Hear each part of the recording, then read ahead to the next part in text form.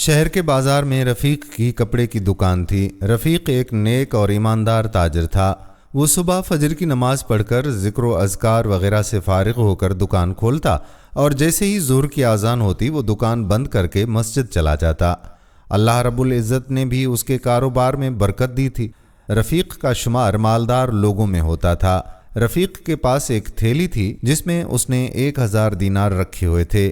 ایک مرتبہ رفیق کو کاروبار کے سلسلے میں دوسرے ملک جانا پڑا۔ وہ اپنے ایک قریبی دوست عامر کے پاس اپنی تھیلی لے کر گیا اور اس سے کہا کہ بھائی عامر، میں کچھ عرصے کے لیے دوسرے ملک جا رہا ہوں اور تمہارے پاس اپنی ایک امانت چھوڑ کر جا رہا ہوں۔ امید ہے کہ تم اس کی حفاظت کرو گے۔ میں واپس آ کر تم سے یہ امانت لے لوں گا۔ یہ کہہ کر رفیق نے 1000 دینار سے بھری ہوئی تھیلی عامر کے حوالے کر دی۔ عامر نے وہ تھیلی حفاظت سے اپنے پاس رکھ لی۔ رفیق اپنے سفر پر روانہ ہو گیا۔ دن گزرتے گئے، رفیق کو گئے ہوئے کئی سال ہو گئے۔ اب عامر کے دل میں شیطان نے وسوسہ ڈالا۔ اس نے سوچا کہ کیوں نہ میں اس تھیلی سے دینار نکال کر درہم ڈال دوں۔ رفیق واپس آ کر اگر پوچھے گا تو میں جھوٹ بول دوں گا کہ تم نے تو مجھے یہی دیا تھا، میں نے اس تھیلی کو کھول کر بھی نہیں دیکھا۔ اور عامر نے اسی طرح کیا۔ تھیلی سے دینار نکالے اور ان کی جگہ درہم رکھ دیے۔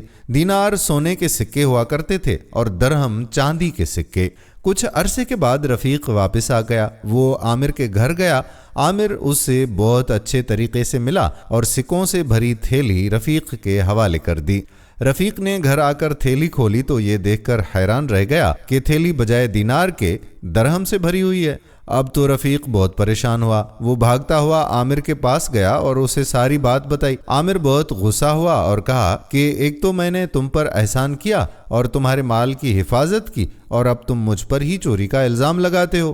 بیچارہ رفیق گھر واپس آ گیا۔ 2 رکعت نفل نماز پڑھی اور اللہ سے دعا مانگی کہ اے اللہ، میں تو ہر سال اپنے مال کی زکوٰۃ بھی نکالتا ہوں، اور جس مال کی زکوٰۃ ادا کر دی جائے اس کی آپ حفاظت فرماتے ہیں۔ میرے مال کی حفاظت فرما، مجھے واپس لوٹا دیں۔ پھر اللہ کا نام لے کر عدالت پہنچا اور قاضی صاحب کو سارا واقعہ سنا دیا۔ قاضی صاحب نے عامر کو بلایا اور اس سے پوچھا کہ رفیق نے تمہارے پاس امانت کتنے سال پہلے رکھوائی تھی؟ اس نے کہا کہ 5 سال پہلے۔ اب قاضی صاحب نے تھیلی کھولی اور سکوں کو باہر نکالا اور عامر سے کہا کہ تم کہتے ہو کہ یہ سکے رفیق نے تمہارے پاس 5 سال پہلے رکھوائے تھے، جبکہ ان سکوں پر ان کے بننے کی تاریخ 2 سال پہلے کی لکھی ہوئی ہے۔ اس کا مطلب ہے کہ تم جھوٹ بول رہے ہو۔ اب جلدی سے رفیق کا مال اس کے حوالے کر دو اور سزا کے لیے تیار ہو جاؤ۔ عامر نے شرمندگی سے اپنا سر جھکا لیا اور اپنے جرم کا اقرار کرتے ہوئے رفیق کا مال اس کے حوالے کر دیا۔